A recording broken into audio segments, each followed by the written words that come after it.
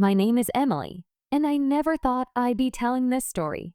The story of how the man I trusted most in this world turned my love into a weapon against me. If you looked at our marriage from the outside, you'd think Daniel and I were perfect. People always told us we were couple goals. But the truth? The truth was a ticking time bomb, waiting to explode. Daniel and I had been married for 6 years. 6 years of shared dreams, laughter, and promises whispered in the dark.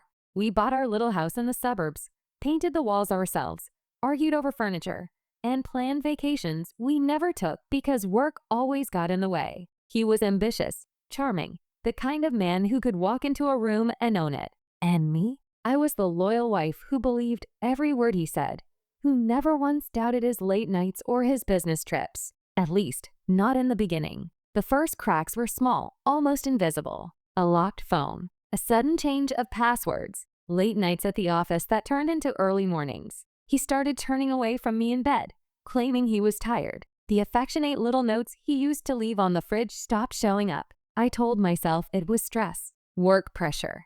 Maybe I wasn't being understanding enough. That's what good wives do, right?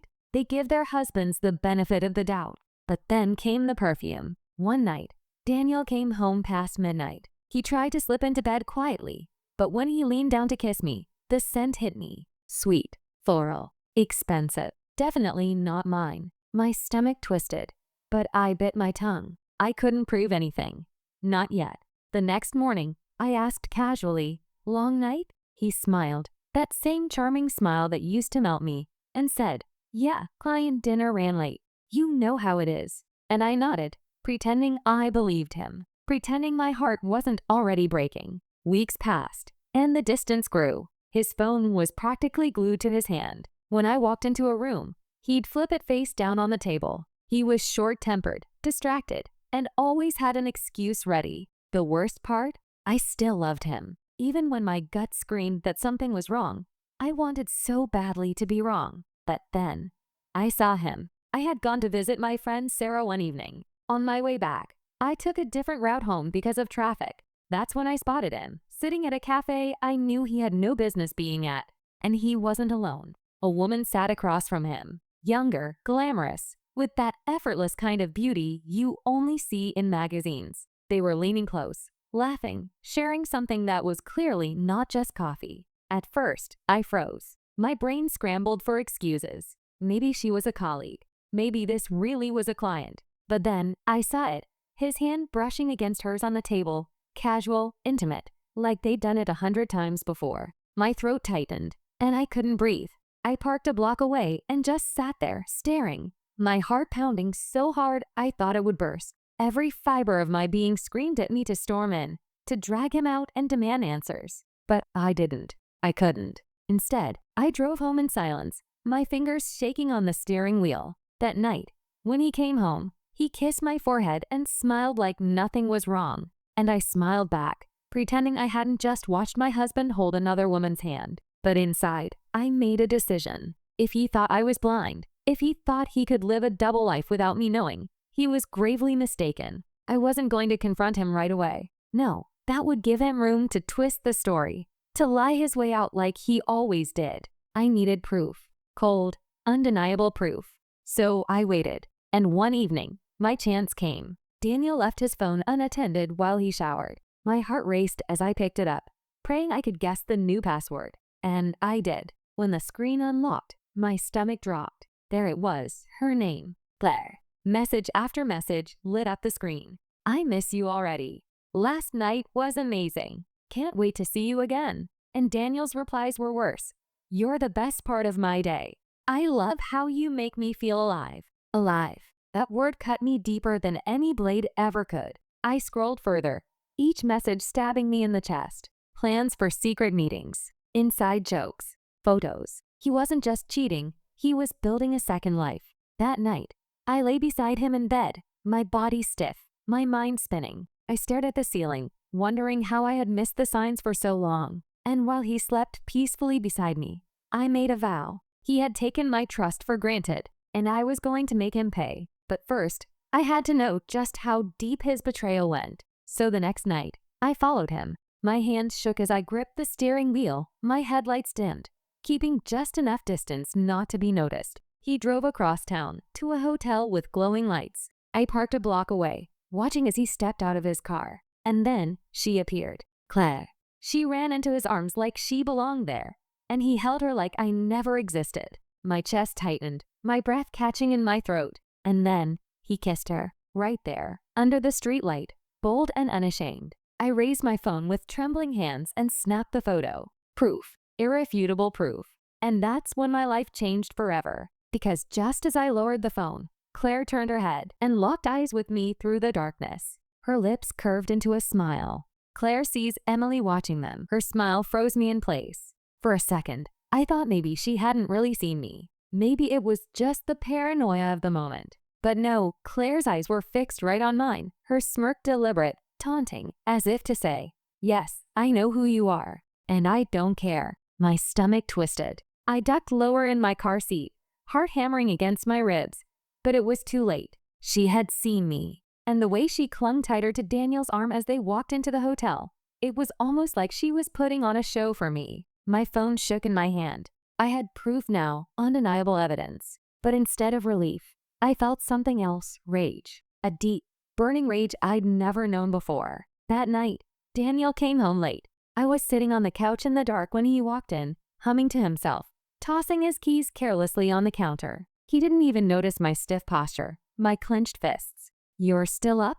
he asked casually, leaning down to kiss my forehead. I forced myself not to flinch. "Yeah," I whispered, hiding the storm brewing inside me. Couldn't sleep. He smiled faintly, oblivious, and walked off to shower. And I sat there, staring at my phone, at the photo of him and Claire locked in each other's arms, her mocking eyes staring straight into the camera. The audacity of it made my blood boil. Over the next few days, I played my part. I smiled, cooked dinners, nodded when he talked about work. But inside, I was unraveling. Every time he touched me, I imagined his hands on her. Every "I love you" he muttered sounded like poison. I couldn't take it anymore. I confided in my best friend, Sarah. When I showed her the photo, she gasped, covering her mouth.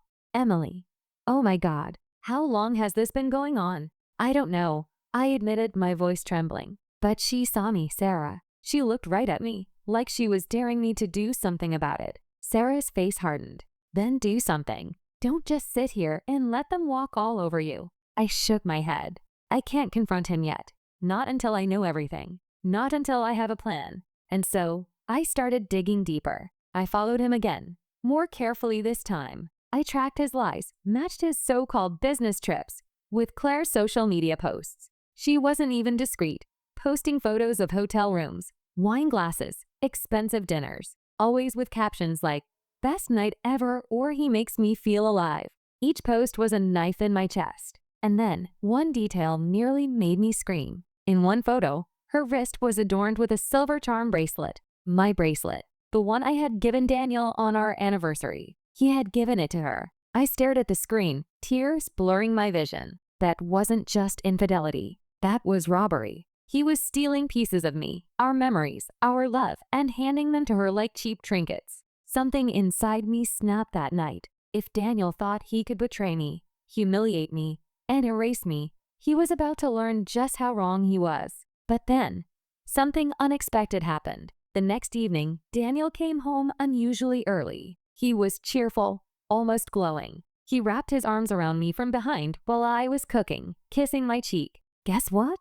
he said excitedly. I stiffened. "What?" "My company's hosting a big dinner next weekend. It's important. My boss will be there, the partners too, and I want you there with me. I need you by my side." I blinked, caught off guard. "You want me to come?" "Of course," he said, spinning me around to face him. "You're my wife, Emily. I want everyone to see how lucky I am." The irony nearly choked me. He wanted me to be his trophy wife at his big event while sneaking off with Claire behind my back? My fingers itched toward my phone in my pocket, the phone filled with his dirty secrets. I forced a smile. I'd love to. And right then, a plan began to form. That dinner would be my stage. In front of his boss, his colleagues, his perfect little world, I'd bring it all crashing down. But before I could finalize my plan, something else happened. 2 days later, while Daniel was working late, I got a message from an unknown number. When I opened it, My breath caught in my throat.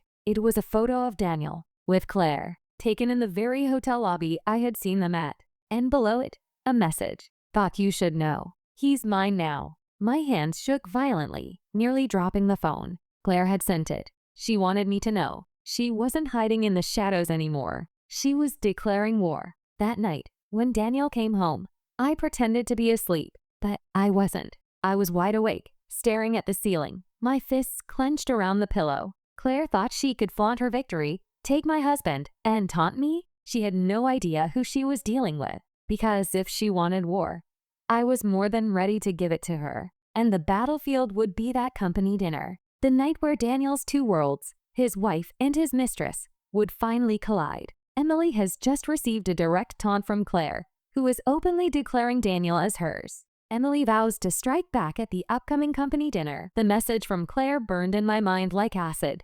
He's mine now. It wasn't just taunting. It was a declaration, a challenge. I could have screamed, thrown the phone, broken down completely, but I didn't. I sat there in the dark, listening to Daniel's steady breathing as he slept beside me, my heart pounding with fury. For years, I had been his comfort, his partner, his support, and this was my reward? Being tossed aside like a worn-out shoe while another woman paraded around with my husband on her arm? No, that wasn't how this story was going to end. The days leading up to the company dinner were unbearable. I played the role of the devoted wife, smiling, cooking, pretending nothing was wrong. Daniel was so blinded by his arrogance that he didn't even notice my axe slipping. He thought he had me wrapped around his finger, and maybe once upon a time, he did, but not anymore. Sarah kept pushing me. Emily, you can't just keep quiet. You need to expose him. Oh, I will, I told her, but I need it to hurt. I need him to feel what I felt every single night. She eyed me cautiously. You're scaring me a little. Good, I said coldly. By the time the night of the dinner arrived, my plan was ready. My phone was loaded with photos, screenshots, receipts. Enough evidence to shatter Daniel's perfect reputation in a single blow. I dressed carefully, sleek black dress, diamond earrings, a look of elegance and quiet strength. If I was going to burn his world down, I wanted to look flawless doing it. When Daniel saw me, his jaw actually dropped. Wow, you look incredible. I forced a smile. Thank you. Inside, I thought, enjoy this moment, Daniel. It's the last time you'll ever see me stand beside you as your wife. The venue was a grand hotel ballroom, filled with executives, waiters carrying trays of champagne, the soft hum of polite laughter and business talk filling the air. Daniel walked beside me, hand on my back, showing me off like a prize. People shook my hand, complimented me, and Daniel basked in the glow of being the perfect husband. But then, I saw her, Claire. She was there, dressed in a crimson gown that clung to her curves like it was painted on. Her hair cascaded over her shoulders, her lips painted blood red, and the way she looked at Daniel, it was fire, possession. Daniel's face paled when he saw her. For the first time in weeks, I saw panic flicker in his eyes. He hadn't expected her to come, but Claire didn't just come. She came with a plan of her own. She made her way across the room with deliberate confidence, her heels clicking against the marble floor like gunshots. Guests turned to watch her, whispering. She didn't hesitate. She walked right up to me. Hi, she said sweetly, extending her hand. You must be Emily, Daniel's wife. The way she said wife dripped with mockery. I stared at her, forcing my hand to remain steady as I shook hers. And you must be Claire. Her eyes glittered. She leaned closer, whispering so only I could hear. I wonder if he's told you what we did last night. My blood ran cold. Before I could react, Daniel jumped in, his voice cracking slightly. Claire, what are you doing here? She tilted her head innocently. Oh, I just wanted to support you. Isn't that what a good partner does? The word partner made my stomach twist. A few guests nearby glanced curiously in our direction, sensing the tension. Daniel's boss, Mr. Grant, was among them, his eyebrows raised in interest. Daniel forced a laugh. This is just a misunderstanding. Claire works with one of our clients, but Claire cut him off, loud enough for everyone nearby to hear. Oh, is that what we are calling it now? Work? The air around us thickened. I could feel eyes turning, whispers starting. Daniel's face flushed red as he grabbed her arm, trying to pull her aside. Not here, he hissed. But it was too late. The cracks were spreading. I should have been devastated. I should have cried or run away in shame. But instead, I felt powerful. Because for once, Daniel wasn't in control. I reached into my purse, pulling out my phone. You know what, Daniel? Let's clear this up right now. Why don't I show everyone exactly what you've been up to? Claire's smile widened as if she'd been waiting for this moment. Daniel's eyes went wide with panic. Emily, don't. But I already had the photos open. The one of him kissing Claire in the hotel parking lot. The texts he thought I'd never see. Maybe your boss would like to know what kind of man you really are, I said, my voice steady despite the fire raging inside me. Gasps echoed around us as I held the screen up for everyone nearby to see. Mr. Grant's face darkened as he caught sight of the evidence. Daniel, is this true? Daniel stammered, sweat beading on his forehead. No, it's not what it looks like. I can explain. But before he could finish, Claire leaned in, her voice dripping with venom. Oh, it's exactly what it looks like. The room erupted in whispers. Daniel's colleagues exchanged glances, some shaking their heads, others smirking in satisfaction. The golden boy's mask was cracking, and everyone could see it. I turned to Daniel, my voice calm but cutting. You thought you could lie to me. You thought you could humiliate me. But you forgot one thing, Daniel. He stared at me, his face pale. What? I leaned closer, my eyes locked on his. I'm not the weak, blind wife you thought I was. And tonight, I take back my power. I dropped the phone onto the table in front of him, the screen still glowing with his betrayal, and straightened my shoulders. But just as I prepared to walk away, Claire grabbed my wrist. Her nails dug into my skin as she whispered, You think this is over? It's just getting started. Emily has publicly exposed Daniel at the dinner, but Claire isn't backing down. She hints that the battle is only beginning. Claire's nails dug into my wrist. Her crimson lips curled into a smirk as she whispered, You think this is over? It's just getting started. For a moment, I froze. The venom in her voice wasn't just arrogance. It was a threat. She wasn't embarrassed. She wasn't even shaken by the fact that I had just exposed her lover in front of his boss and colleagues. No. She was enjoying it. I yanked my wrist free, glaring at her. Stay away from me. Daniel's boss, Mr. Grant, was still staring at the evidence glowing on my phone. His expression was a storm. Daniel, step into my office tomorrow morning. We'll be discussing this. Mr. Grant, please. Daniel stammered, but Mr. Grant turned his back, unimpressed. The damage was done. The whispers around the room grew louder, and the once perfect image Daniel had worked so hard to maintain was crumbling right in front of him. I should have felt triumphant, and part of me did, but another part knew this was far from over. Because if Claire had the audacity to look me in the eye and threaten me, she wasn't just a fling. She was dangerous. I grabbed my purse and turned toward the exit, but Daniel rushed after me. Emily, wait. His voice cracked with desperation. I spun around, fury boiling over. Wait? Wait for what, Daniel? Another lie? Another excuse? He looked pale, almost sick. It's not what you think. I laughed bitterly. Really? Because from where I'm standing, it looks exactly like what I think. You parading your mistress around at your work dinner while I play the loyal wife. He reached for my hand, but I pulled back. Emily, please. I made a mistake. A mistake? My voice rose, heads turning. Sleeping with her wasn't a mistake, Daniel. Lying to me for months wasn't a mistake. Giving her my anniversary gift wasn't a mistake. Those were choices. Choices you made over and over again. His face crumpled. But before he could respond, Claire sauntered over, her heels clicking like nails on the coffin lid. She draped an arm around Daniel's shoulder, her eyes locking on mine. You heard the man, Emily, she purred.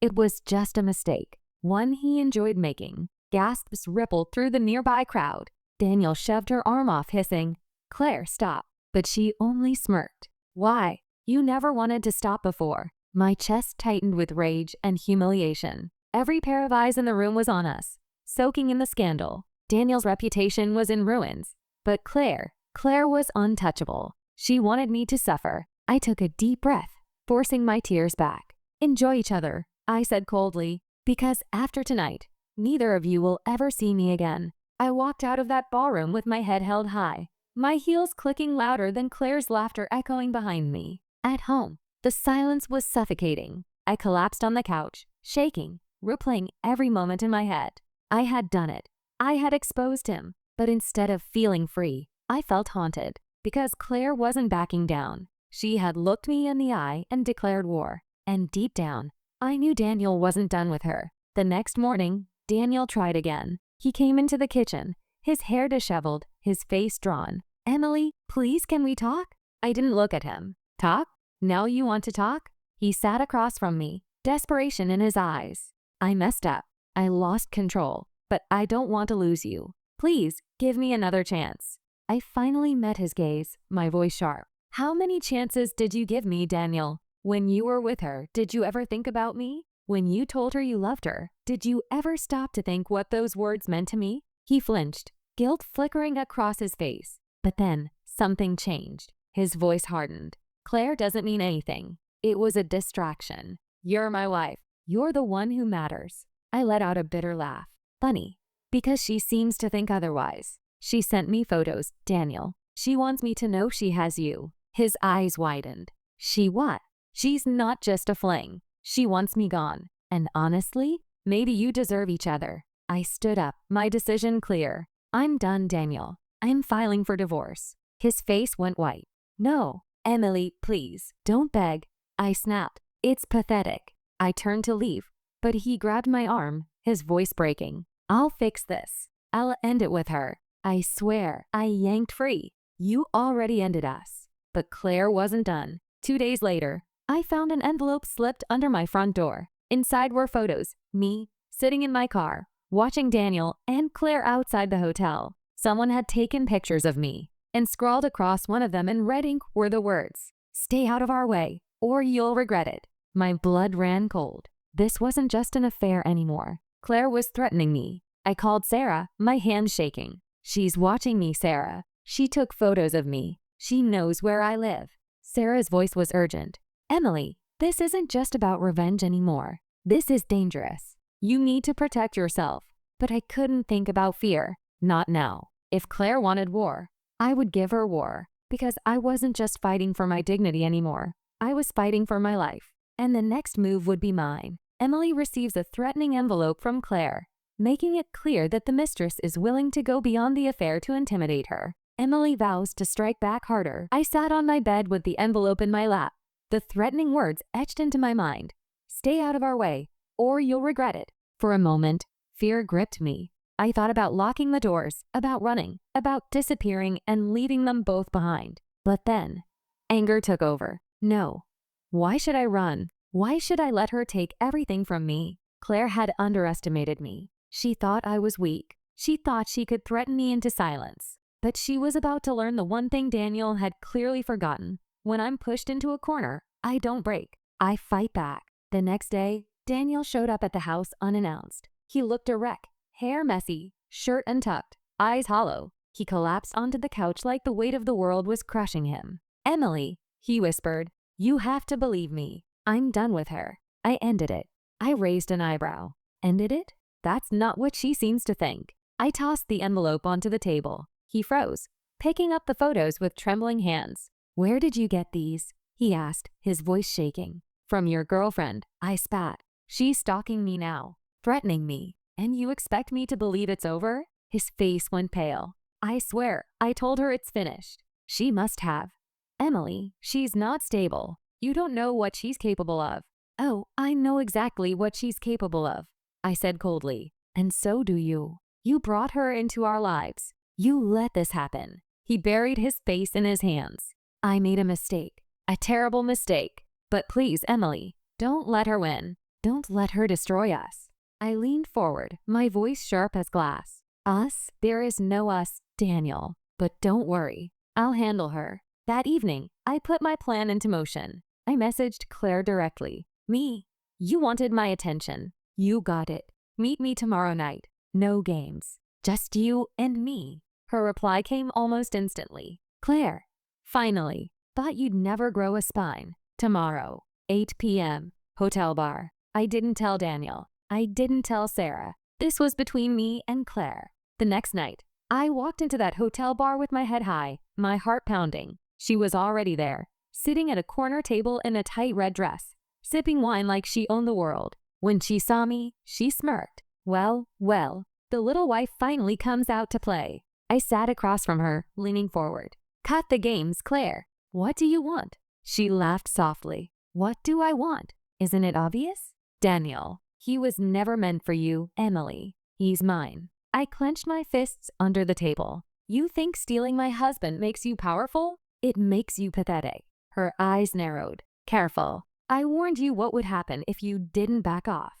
I pulled out my phone, sliding it across the table. On the screen was a recording, her voice from the other night, when she had whispered her threat into my ear at the dinner. Her face drained of color. You? Yes, I cut in. I recorded everything. And I've got the envelope too. Threats. Harassment. Stalking. How do you think the police will feel about that? Or Daniel's boss? Or maybe your family? For the first time, Claire's mask cracked. She leaned closer, her voice trembling with rage. You wouldn't dare. I smiled coldly. Try me. She opened her mouth, but I didn't give her the chance. I stood, grabbed my phone, and walked out, leaving her shaking with fury behind me. The fallout was brutal. Daniel's company launched an investigation after Mr. Grant heard the whispers from that dinner. The evidence of the affair and Claire's involvement spread like wildfire. She was forced to resign from her job in disgrace. Daniel wasn't spared either. Though he wasn't fired, his reputation was in tatters.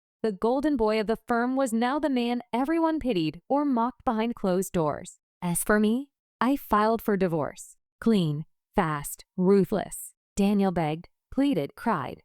But I didn't waver. He had taken my trust and handed it to another woman. There was no going back. And Claire? She tried to message me again, calling me names, cursing me. But I never replied. Silence was the sharpest weapon I could wield. Eventually, she disappeared from our lives, her power broken, her smug smirk gone. On the day my divorce was finalized, I stood outside the courthouse, the crisp air filling my lungs. Sarah hugged me tightly, whispering, "You did it. You're free." I smiled through tears. No, I didn't just free myself. I took back my power. They thought they could destroy me, but they destroyed themselves instead. Because in the end, Daniel lost his wife, Claire lost her game. And me? I walked away stronger than ever. That night, as I poured myself a glass of wine, I thought about Claire's words. You'll regret it. But she was wrong. The only people living with regret now were Daniel and Claire. I had my revenge, and it became their worst nightmare. The end.